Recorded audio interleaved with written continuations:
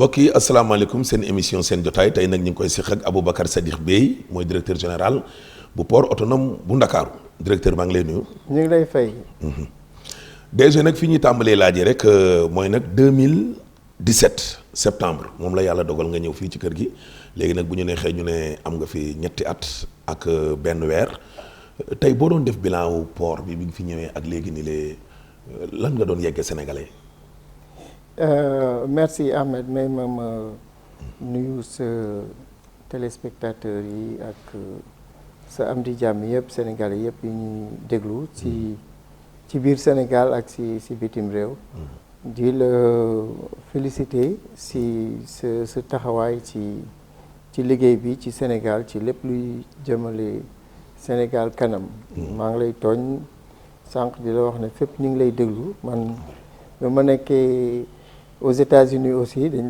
lay déglu di la bàyyi xel bu baax donc di ñaan yàlla mu barkeel encore liggéey bi. amiin. Bilan bi lu ma gënaloon sax mooy ñuy wax perspective parce que tubaab bi dañuy wax xam nga marché financier bi forward looking la maanaam day xool rek li muy gën a xool ci kanam moo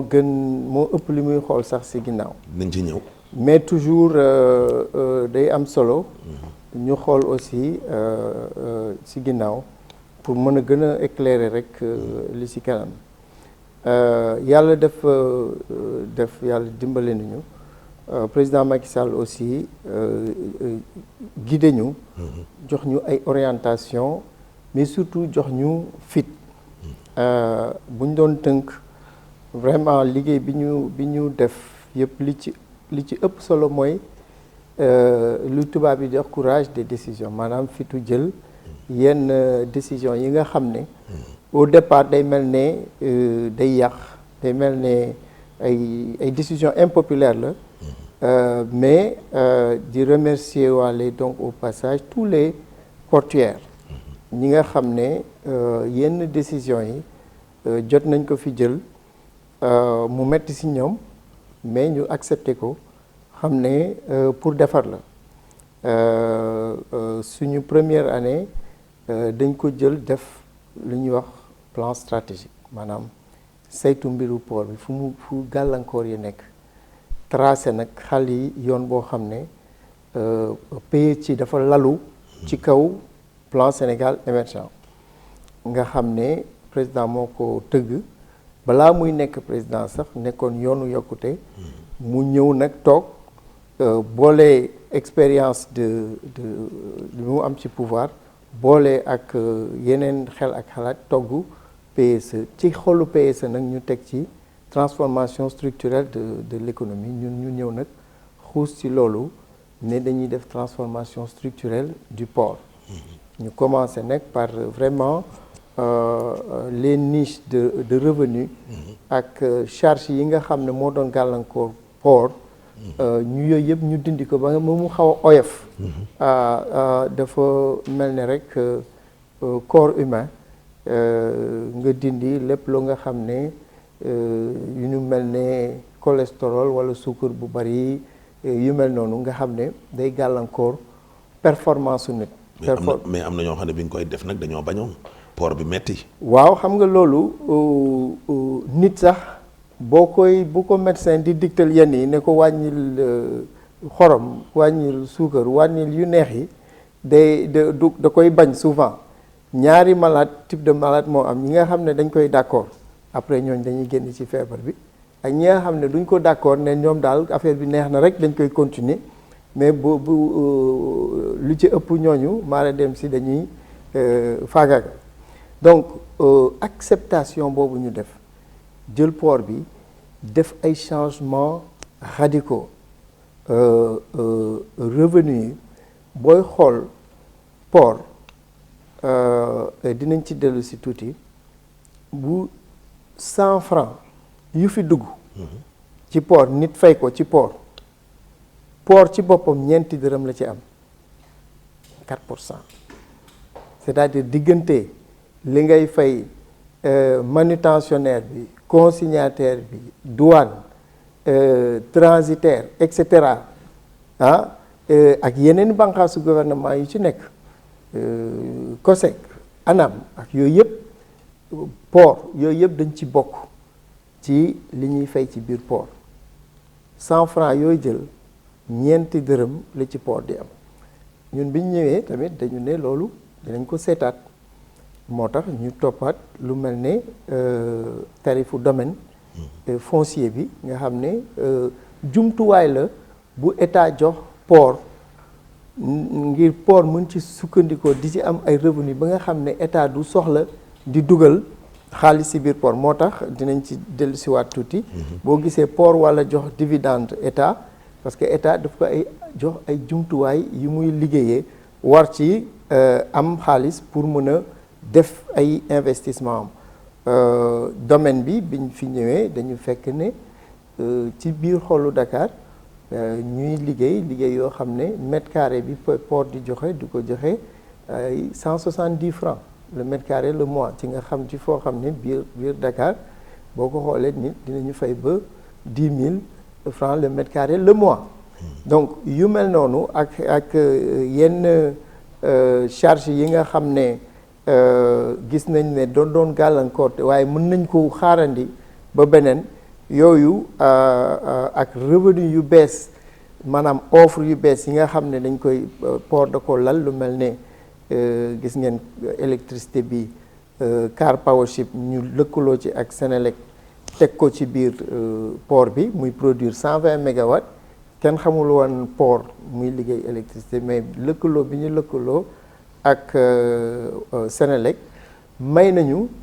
tey port di def li nga xam ne kenn xalaatu ko woon bateau bi ñëw taxaw ci ñaari weer lañ ko liggéey ak directeur général bi tey Senelec mu nekk lu gaaw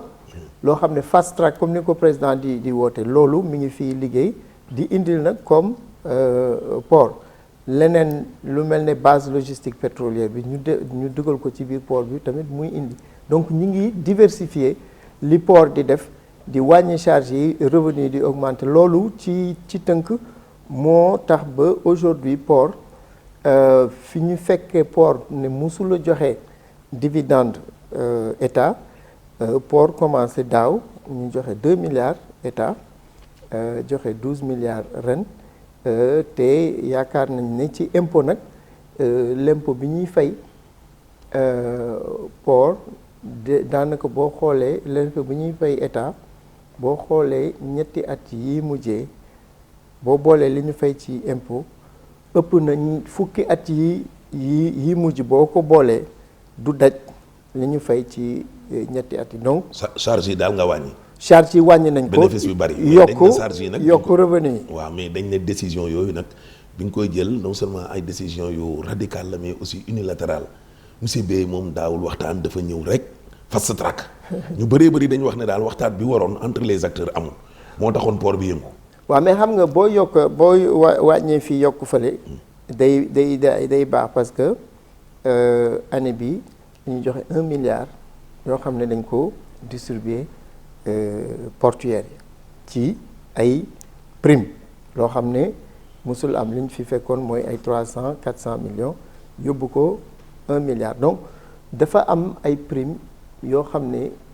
ñu ngi ciy coow ba léegi mooy li ñuy woowee prime non conventionnelle prime non conventionnelle maanaam mooy prime yoo xam ne convention nekkul ci convention collective bi nekkul loo xam ne dañ ko tënk mu officiel ay note de service la yoo xam ne directeur général am na sañ-sañu xool benn catégorie de travailleurs mu ne ñii seen liggéey yaakaar nañ ne war nañ leen ci jox prime mu nekk ay catégorie yu bëri ci biir port bi yoo xam ne ci sañ-sañu directeur général ni mu nekkee sañ-sañu directeur général bi ko teg noonu la nekkee sañ-sañu directeur général boo xam ne mën na ko teg mais directeur général non conventionnel yi lañ teg yow da nga ko teggee waaw yooyu moom dañ ko teggi parce que dafa nekkoon loo xam ne dafa toll ci lu mat 1 milliard yoo xam ne sukkandikul woon ci loo xam ne bokk na ci convention collective 2 juste na mooy ñëpp a ko bokkandoo am ñii dañu am ñii amuñu mu mel ne kumba ndey am ak kumba amul ndey donc loolu dañ ko dindi mais dañ ci teg leneen li nga xam ne ñëpp a koy bokk yooyu bokk na ci yoo xam ne effectivement indi na ay jiixi jaaxa mais yooyu dafa nekk ci ay principe de travail yoo xam ne dafa leer suñu bopp depuis le départ que lii il faut que ñu dindi ko pour mën a yoon bi ñu xàlli ñu mën ci gën a gaaw a dem. ngeen mën ci gën a gaaw a dem ñu ñëw nag ci wàllum Covid bi monsieur le directeur ak te ñëpp gis nañ ne wàllum koom-koom ci àdduna bi moom fépp la heureusement sax ba Sénégal moom aérien beeg terrestre bi bu doon amoon na tëj maritime bi moom ñu ngi ko bàyyi woon muy dem waaye teewul ba tey daal amoon ay gàllankoor mais lu ñu gis mooy port moom affaire bi dafa mel ni yëngalu ko woon. non port yëg na ko sax parce que. yëg na ko te ñu ne fii gars yi ay la 28 la ñuy fay ko. non loolu yëpp ci planification la loolu yëpp ci mesure comme yi ñu wax léegi rek da ngay am yoo xam ne foog nga bàyyi ko pour mën a am yenn performance yi effectivement bi ñuy ñëw amoon na ay jafe-jafe mais munoo nekk ci ay jafe-jafe ba pare di dundee yenn dund yi donc il faut nga am li nga bàyyi Covid bi mu ñëwee boo seetloo port moo jëkk-jëkk ne day joxe 1 milliard parce que dañu gis ne lu rëy moo ñu song lu mbër dëgg moo song àdduna song Sénégal ñu fàtte lépp nag fàtte lépp li nga xam ne performance la bénéfice yooyu yëpp pour wan la ne rek ne nit ki da ngay fagaru bu fi fekkul woon 1 milliard duñ ko jox état donc. ci force Covid bi. ci force Covid bi. pour 1 milliard ngeen dimbalee 1 milliard le 1 milliard 200 la ñu joxe ci li nga xam ne bànqaasu état la. état ci boppam ministre des finances dañ ko jox 1 milliard jox ministère de la santé jox ministère de la femme jox les communes et cetera loolu boo ko boolee mat na 1 milliard 200 loolu bokkul port li mu def ci biir port ak yi ñu def ci gox-goxaan yi. boo ko xaymaa loolu yëpp dina yam 1 milliard 500 ñu jël ko ci trésorerie port joxe ko mooy li may wax rek ba léegi booy gérer tubaab bi dañ ne gérer c'est prévoir c'est planifier donc nekkul ne xaalis mi ngi fi rek tey da nga koy dépenser da ngay am li nga xam ne bu ne lu kët ni jon nga mën koo faj moo tax loolu bi mu ñëwee ñun dañu jël en tant que structure publique amul benn structure publique wala structure privée boo xam ne moom rek ci boppam jël na 1 milliard joxe ko mais structure publique mais parce que dañ ko gérer boo xam ne bi lii di ñëw fekk na fi dara am fi alors loolu moo tax nag gestion métti buñ la nee parce que travailleur bi day ne rek mi ngi fi da nga ma ko war a jox yow boo ne mi ngi fi nag mais damay gàttandu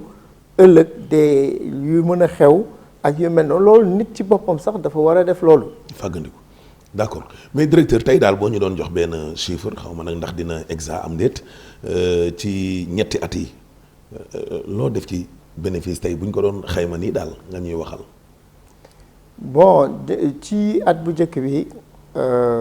def nañu 2 milliards. ensuite ñu def 6 milliards puis ñu def 9 milliards donc boo koy xayma daal en brut dina nekk autour de 22-25 milliards. 25 milliards. waaw d'accord yoo xam ne boo ko en brut balaa ñuy fay impôt dina daal mais jegewuñu sax fi ñu mën a yegg. xaajuñu. vous pouvez mieux faire daal comme li ko tubaab di wax. non on peut beaucoup on peut faire mën nañu xam nga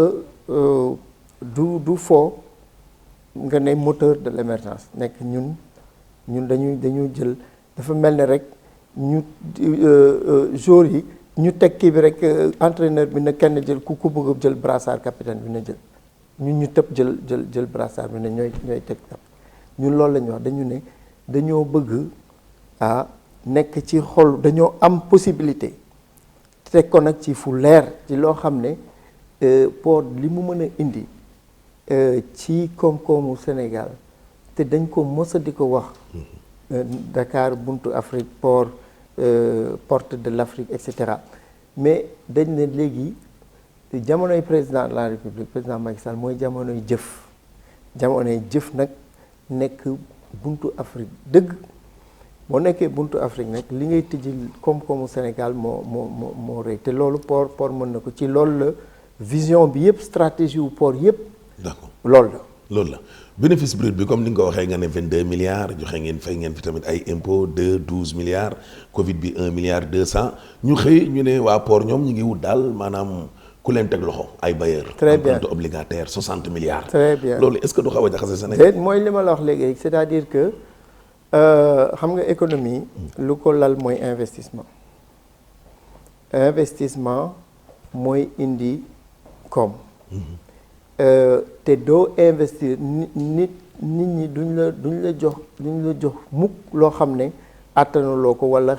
mal wóoru leen ne am na rentabilité ku nekk ci business gis xayma ci business bi mu nekk lii mu ci mën a am nga dem xam nga mën nga nekk ci sa pàkk bu ndaw rek yore ko ne man lii rek naa am rek lu ma dépensoo doy na kooku du wuti lu mu yokkee mais kii gis ne lii ma yore ni 1 la mais su ma ci amee investissement mën naa ko yóbbu 100 ñun foofu lañ toll moo tax ma ne la dañu effleurer rek li ñu mën a fi ñu mën a yegg nag investissement moo ko yore investissement wu port nag du investissement wu bu ndaw parce que li ñuy woowee autoroute port mooy fi chenal c'est-à-dire que da ngay gas loo xam ne kenn du ko gis dem 18 mètres ci suuf par exemple wala nga dem 20 mètres portu Dakar bi fi mu nekk nii 13 mètres la boo ñu waxee 13 mètres la xóot ci suuf mooy dafa am bateau yoo xam ne diisaay bi boobu rek lay mën a àttan bu amee yenn diisaay yi du mën a ñëw port de Dakar ci xayma rek boo gisee bateau buy def ay conteneurs aujourd'hui portu Dakar mën na jël ba ay 4500 5000 conteneurs parce que xóotaayu port de Dakar àttanul bateau buy def 10 000 conteneurs astamaak bateau 24 000 conteneurs parce que dañu tabax léegi ay bateau yoo xam ne day def 24 000 conteneurs loolu il faut nga def xóotaayu 18 mètres portu Ndayane bi day dem 18 mètres sur 5 kilomètres donc loolu boo ko xaymaa dana toll ci 400 millions de dollars ça va tourner autour de 240 milliards yoo xam ne kenn du ko gis da ngay gas rek ci suuf te les quais ak équipement yi ñëwaguñu tali yeeg yooyu ñëwaguñu 60 milliards yi nag yi nga xam ne dañ ko wuti mooy li nga xam ne daf ñuy permettre ñu raccorder autoroute yi ñu ñëw. ba am nañu signalé wu bailleur yaa ngi signalé wu. fi mu nekk nii lii olof yi di wax ñooy bañ. ah bon foofu lañ toll. ah waaw pour gàttal wax ji rek daal. ok yéen waroon ngeen yokk 60 milliards comme que yéenay bañ mais port Dakar bi waa Ndayane junj nga ko Kaolack Foundiougne port yi de moom bëri na mais. waaw mais loolu. projet yi bëri na de macha allah loolu mooy wane ci vision bi ñu nekk ñu ngi ciy dem parce que loolu yëpp mooy booloo nekk moteur bi dafa am ay satellite dafa am ay moteur yu ndaw port Dakar musul gérer port Kaolack wala port Daxonga wala port Ziguinchor wala port Saint-Louis fi ñu jëm nag mooy système boo xam ne port bi day lëkkaloo di liggéey ak port yooyu yëpp dañu dem ci jamono joo xam ni plan d'eau wu Sénégal rek moo am plan d'eau bi mu am maanaam ndox mi jaar ci dëkk yooyu yëpp te utiliser wuñu ko boo dégloo communiqué conseil des ministres démb di nga gis ne président mi ngi joxe ay dictées pour que ñu gën a utiliser plan d'eau boobu maanaam voie maritime yi ñu gën a utiliser mode de transport. Aujourd'hui mën nañu jóge fii Dakar dem Ngor wala nga dem Ouakam wala nga dem Rufisque wala nga dem Mbour yooyu yëpp boo demee Istanbul nga gis bateau taxi yi day mel ne oto ñoo nekk ci biir géej gi loolu mën na nekk Sénégal loolu ci benn pàcc la rek pour soxalee économie Sénégal asamaak léegi li nga xam ne nag mooy xolu pooru Ndayane bi ci boppam yéen Ndayane Tubaab Jalaaw Popenguine li ñu fa war a def port la industrie la ville la. d'accord mais port bi nag léeg-léeg ñu tuumaal leen ne dafa ñàkk karange suñu oto yi ci port bi dañuy sàcc batterie yi dañuy sàcc pneu secours yi direction générale bi anamu yaakaar naa yaa ngi gis ay vidéo yu ñuy jàllale. waaw d'abord ñuy ñaawlu loolu. di ñaawlu tamit vidéo yi ñuy def te nekkul port de Dakar. nekkul port de Dakar. waaw parce que des fois man damay ne sax mais nit ki nan la mën a amee intention yu négative ne mën nga yéene sax bàyyi ko sa xel waaye yéene ba pare jël ay vidéo falsifié ko bi mujjee génn benn île la quelque part boo duggee ci YouTube bi di nga ko gis ne tel île la ñu wax tur beeg yëpp ñu effacé kii boobu def ci portu Dakar beneen bi ñuy wane pneu yi kii ñuy sàcc ci kii bi mu nekkoon beneen portu dëkk fii ci Afrique ñu wanewaat encore ne port da boobu nag dañ ko wane juste avant ñuy dem assemblée nationale ma ànd ak ministre des pêches daanaka waxtaan bi yëpp ci loolu la jubloon parce que dafa amoon vidéo bi génn wane loolu alors que c'était pas le port de Dakar. te xanaa montage la ñu gën ay olof la ñu ay montage la maintenant nag ça ne veut pas dire que li ñuy wax am na lu ci du léppay fen mën na am na lu ciy dëgg ci loo xam ne aussi il faut que ñu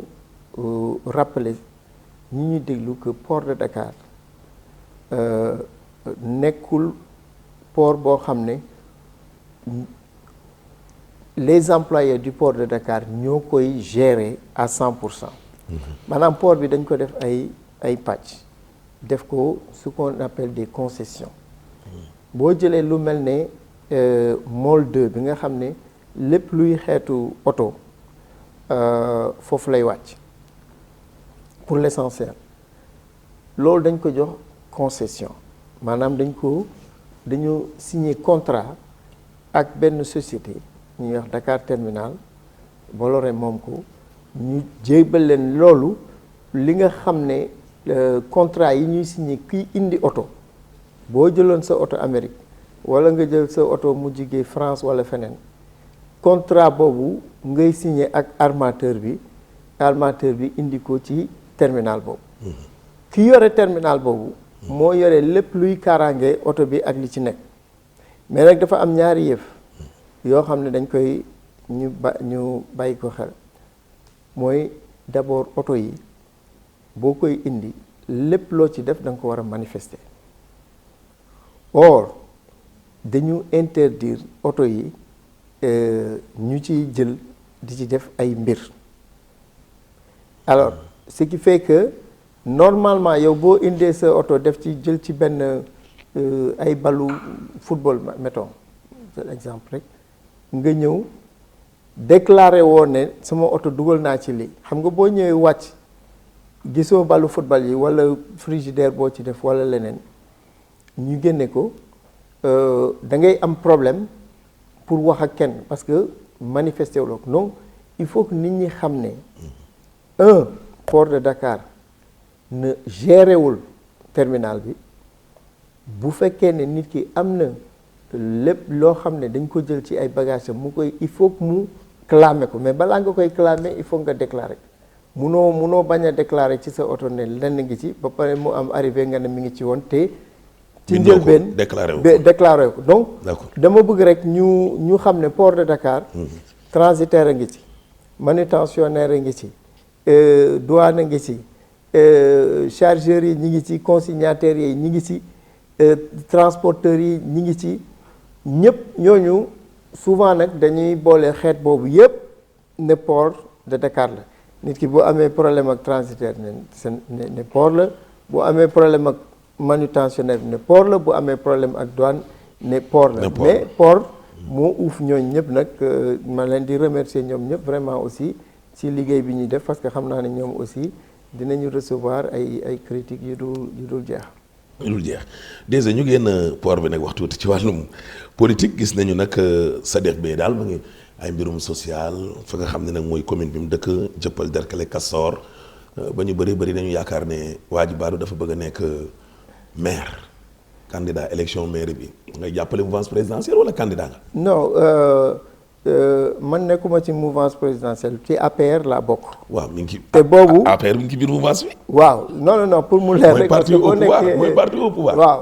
parce que ñun man su ma demee États-Unis Atlanta. ñoom boo leen nee base su Dieuppeul Derklé sax dañ naan la non kii base am Atlanta la parce que foofu laa tàmbalee liggéey. bi ñuy liggéey ànd ko ak président Macky Sall mu nekk depuis 2008 2009 ñuy liggéey ak moom. nekk ci biir États-Unis di liggéey ba président jox ñu confiance yóbbu ñu ambassade États-Unis Washington ñu def fa 2 ans soog a ñëw di liggéey ANSD mais ANSD xam nga moom mënoo fa nekk di politique. port nag boo fa ñëwee. faw nga dugal sa loxo ci mbir yi boobu ba léegi ñu ngi yëngatu ci fi nga xam ne fa la ñu juddoo yaroo fa mu nekk diggante cité minière Derklé Castor cité marine Dieuppeul Grand Yoff Xaar Yàlla foofu la ñu xam foofu nag bu dul dara dañu am pour delloo leen njukkal parce que foo jàng primaire dem fa CM dem lycée d'application soog a génn fi ñu toll mooy delloo askan wi li nga xam ne def nañ ko si. delloo leen njukkal mooy. liggéey dëkk ba. liggéey dëkk ba incha allah. waaye pour nga liggéey ko il faut nga jiite ko de wala. pas nécessairement. na ko mais ci la di. na président jiite rek président bu jiitee rek ne ñu fii la. bu la président tànnoon tey comme candidat foofu di nga d'accord. président fu mu ñu teg rek. ñu. non xam nga mouvance présidentielle li ñuy tànnee maire ñëpp xam nañu ak ay député daanaka mën a xëy sax bañ a def entre guillemets président mooy xool ay nit yoo xam ne leer. waaw mais xam nga. moo tax ma laaj la loolu ne la tey bu la tànnoon en tant que maire Derklé foofu wala maire de Dakar. ndax Sadikh Bèye dina d'accord. président fu mu ñu tànnoon fu mu ñu joxoon rek fépp fu mu ñu jox. ñu pare liggéey ko. pare ñu dem. pare ngeen kon nag loolu moom yaakaar naa ne waa Derklé dégg nañ sànq am na loo junj noonu wàllum ANSD nga ne bi ñu fa nekkee daal amuñu droit politique mais bi ñu fa nekkee tuumal lañ la wàllum politique de ay tuuma yu rëy xaw ma yaa ngi ciy bàyyi xelam de revue de presse naa ko ba taay. waaw non loolu. mooy résultat yi Sadikh Bèye ci boppam génnee na résultat présidentiel yi. waaw mais xam nga nee nañ yow la de. waaw mais léegi moom c'est la question surprise la. waaw mais kon léegi résultat wu port yi pour lan waxuñu dara. ah man de li nit ñi. non parce que ñun fu ñu dem rek. liggéey guddi bëccëg subaak ngoon rek la ñuy def. en matière de xayma ak. port bi est-ce que benn la. non parce que du benn ñaari liggéey yu benn mais performance. yi ñu yàlla may ci ANSD ñu ci sant yàlla moom la ñu may fii ci port. ci port donc ci orientation wu. parce que xam nga président. pour liggéey ak président moo yomb bu nekkee ne vraiment da ngay topp orientation bi mu joxe parce que vision bi moo leer te vision bi bu leeree rek man. lu ma bëggee ay résultats ci élection jotagul. non résultat wu liggéey parce que liggéey élection résultat élection dafa lalu ci résultat wu liggéey. ok amul secret. donc ce qui fait que ñun même Dieuppeul Derklé loolu la ñuy wax tout le temps suñu nit ñun amuñu période élection période yëpp ñu ngi sur le terrain amul période boo demoon Dieuppeul Derklé di nga xam ne ñun tous les jours on est sur le terrain. yow kay stratégie ngay daw rek mais candidat nga. non parce que loolu mooy dëgg aussi. loolu mooy dëgg parce que nit ki doo xaar. ba soxla ko man rus naa xaar ba ay élection ñëw may fëgg fenn. dama bëgg nekk maire. waaw wala nga ne jàppale leen dama bëgg ngeen jàppale président. d'accord waaw balaa ci njëlbeen ngay jóg. topp ci nit ñi ci seen i bëgg-bëgg ci seen i mbébét ak seen i jafe-jafe jàppalante ba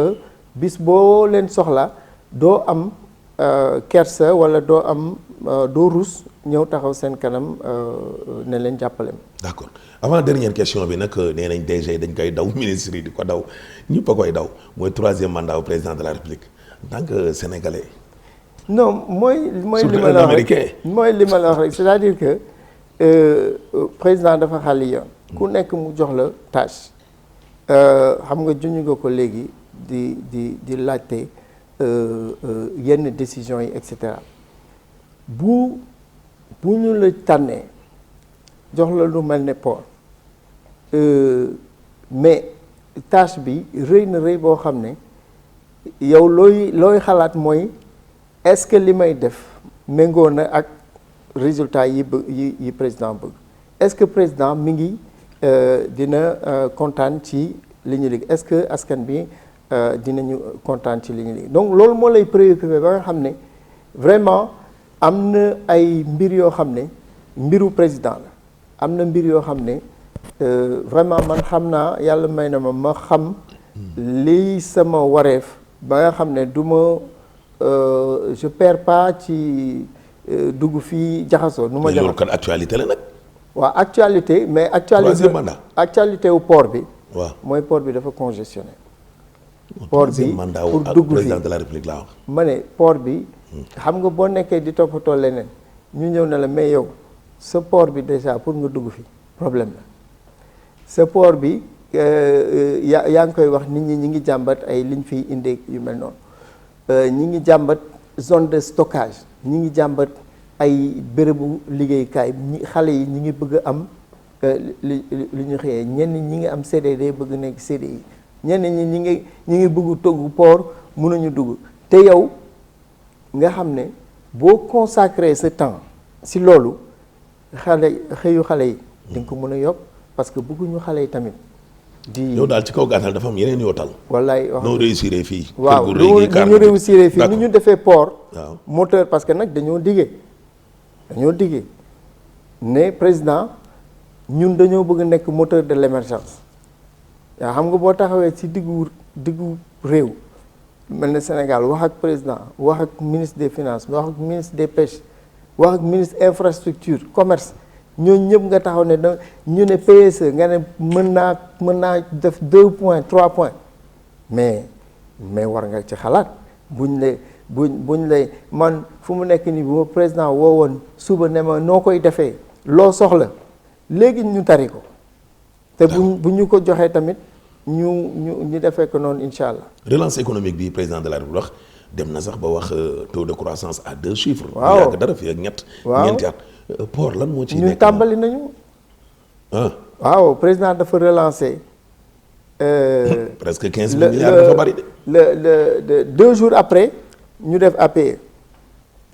60 milliards yi ñuy lever Ahmed fu muy dem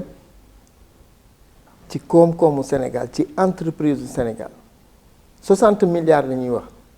janvier 2021 dinañu commencer loolu. Entreprise de travaux publics ñiy def maçon ñiy def menuisier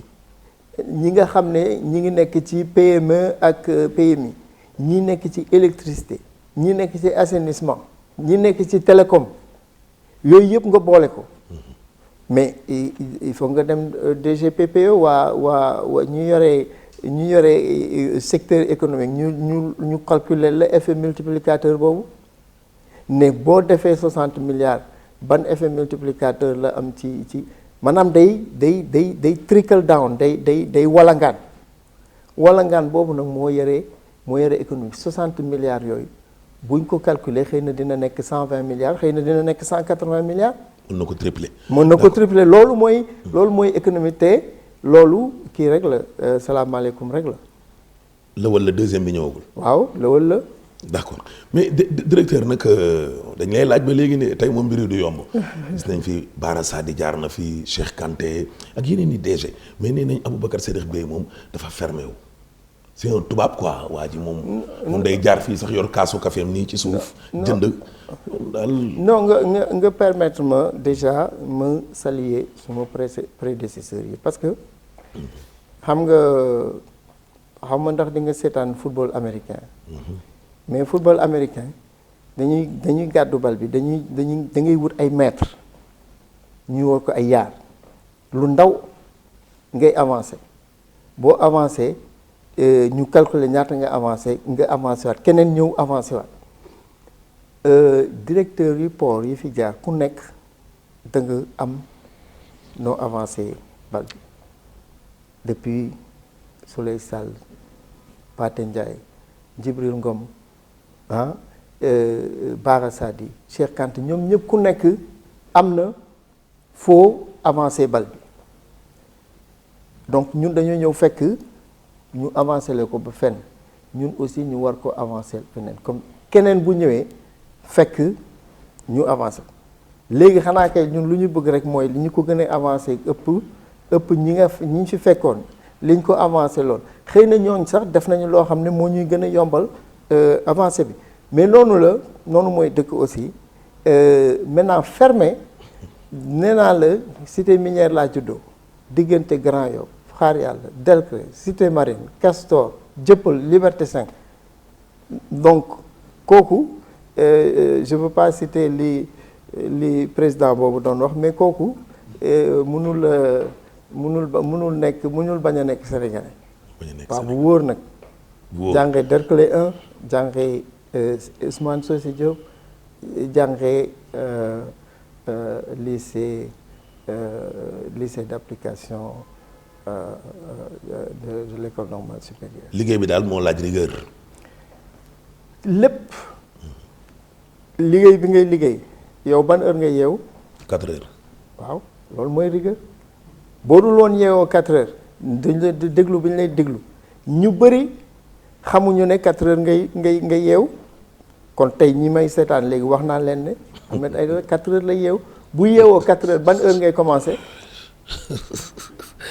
non dama lay publicité fi mu nekk. non sama secret bi doo ko. non waxal rek ban heure ngay démarré. non. bismillah bi kañ la ngay commencé. damay bañ les concurrents di yeewu bàyyi noonu rek. non boobu wax nañ ko ba pare mais di nga def diir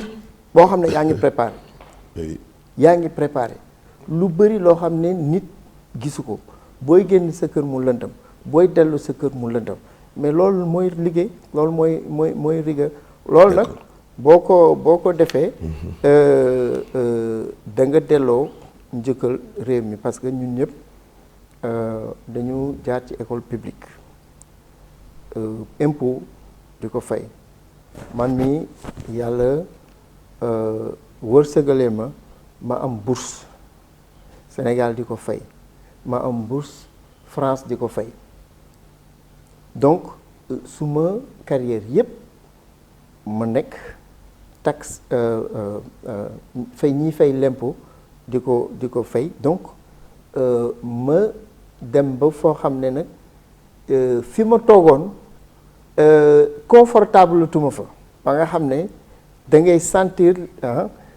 lii américain di wooyee immigration guilt mooy maanaam nga toog ba yëg sa yaram ne da nga yëg sa yaram ne yow am na dafa mel ne tooñ nga walla am na daal li nga war a jox nit loo ko yoreel bor boo war a fay boobu mooy nga dellu si liggéeyal sa réew moo tax foo wantawuñu waaw moo tax peut-être que li ñuy wax ne ferme bi yëpp mooy rek bëgg liggéeyal askan wi liggéeyal askan wi d'accord kon directeur général ñu ngi lay gërëm di la sant merci beaucoup ñu ngi lay fay ñu ngi lay jaajëfal di nuyu ñëpp di jégalu ñëpp nag parce que des fois wax dafa metti nga wax fàtte kenn walla nga wax loo xam ne bëggoo koon wax noonu mais nit ki yaakaar ne xëy na da nga koy suufeel wala leneen mais nag dañ ci bëgg defar rek ñu ngi jégalu ci kàddu yi bu fekkee ne am na ñu offense. d'accord mu nekkoon seen émission seen jotaay tey dañu ko doon seq ak directeur général bu port autonome de Dakar di Aboubacar Sadikh Bèye di leen jox kon dig daje ci beneen numéro incha allah.